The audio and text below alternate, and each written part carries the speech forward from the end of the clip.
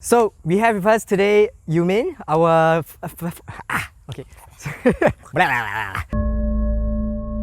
Hey guys, welcome to our new episode, and today we're gonna introduce to you something new that we're gonna experience today. It's called forest bathing. I have no expectations for it. So what the f- did you just do? Forest bathing. Nonsense! I mean, if you expected that, then I really don't want to be here today. There's tree, we have nature. That's all we need. But in all honesty, like Daryl, like what is forest bathing? Do you know anything about it? I've actually never tried it before. The first thing that came, to most people that I've asked is, do we go and take shower in the forest? But that's probably not the case. So we're gonna leave it to the expert who is gonna be guiding us today. Her name is Youmin, and she's gonna be sharing with us what this modality is about. Okay, hi everybody. So right now we have our facilitator for today. Her name is Youmin, and she will be our guide for today as well. Youmin, tell us a little bit more about yourself, perhaps. Yeah, so I founded Zoo Nature Connections about 3 years ago to offer forest bathing experiences in our very urban country state. And yeah, here I am, honored to be bringing you on your virgin forest bathing experience. It's our honor to have you. Is it literally gonna be like that? If it is, can I opt out? I hope you brought your and your soap. Okay, but honestly though, like what do people expect from forest bathing? So I mean, the actual forest bathing experience, it really actually means an immersion through our senses in the space. Yeah, so imagining or rather knowing that the air around us are actually made of molecules, right? And so it's similar to like swimming in water in the sea, but just that we are swimming, immersing, bathing in this invisible medium called air. And the beauty of forest bathing is that it can take place in any space where there are natural elements. As part of my training, we actually guided a public walk in the zoo, for example. Wow, okay. So the way I see forest bathing for our space here or for our land here is really also a way to come to appreciate what we have.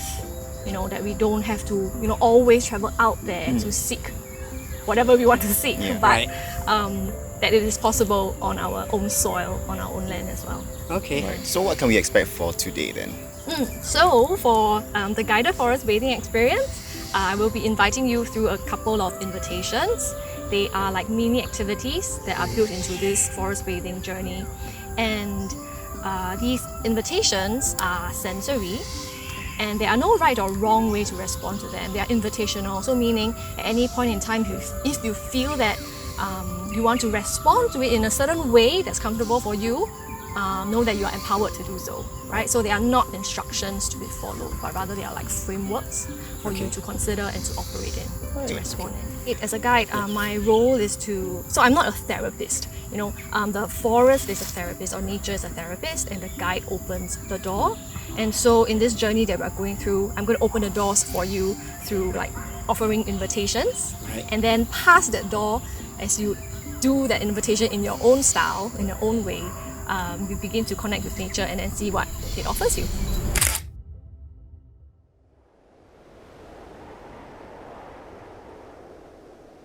I felt this activity was essential for me to build a foundation where I'm able to find a deeper appreciation for what's around me. And once you start to pay attention to your senses one by one, you are able to go even deeper and really tune in to the sounds that you hear in the forest, from the birds to the crickets. I haven't had enough time this year to come back to the forest or come back to nature, and this time really gave me that opportunity to just chill out and enjoy the peace.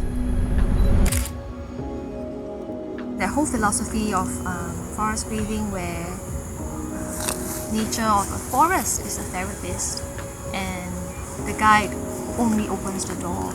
And so just continue with a very open heart and mind perhaps, and just see what this space, this nature wants to offer you. But really, in our space, I offer this as a taste invitation. because it's a safer way to taste rather, not very sure what has been sprayed on parks and stuff like that. So it's a taste invitation, and at the same time it's like communing with nature, our therapist, being one with nature. Very symbolic because you're taking it into our body this time now. Alright, so we've just concluded our forest bathing for today, and I thought that was a very nice experience. And we've also concluded with like a tea ceremony. Tea ceremony sounds like wedding. After going through the experience, and if you recollect about your hiking experience, whether there are any key differences that you feel? Yeah, actually, yes and no.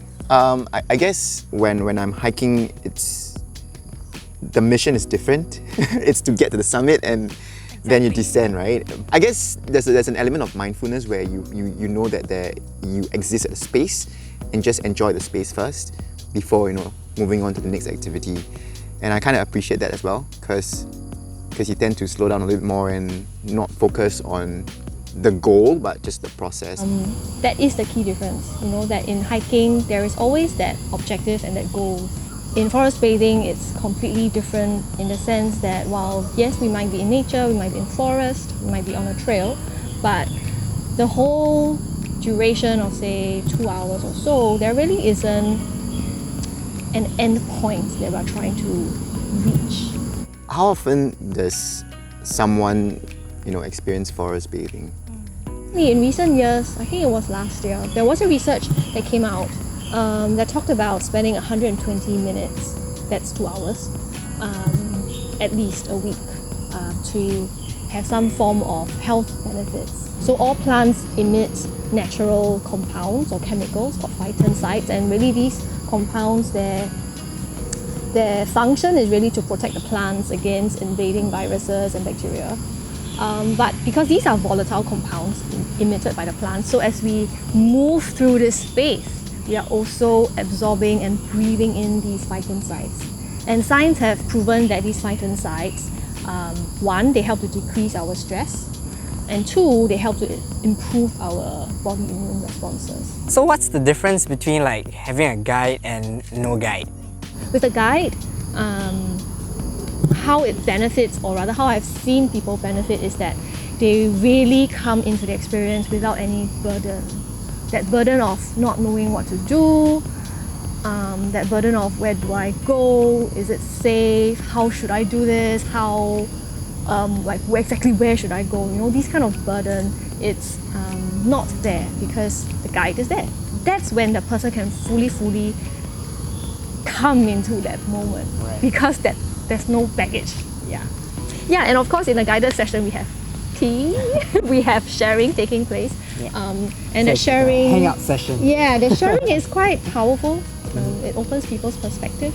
There's that sense of community and bonding that takes place as well, that contributes to the whole overall holistic well-being. We'll leave a link in the description if you want to check Youmin out and her sessions. Yeah. We're gonna continue enjoying our tea, so we'll catch you in the next episode. Thanks for watching. Remember to like, share and subscribe. So we'll see you then.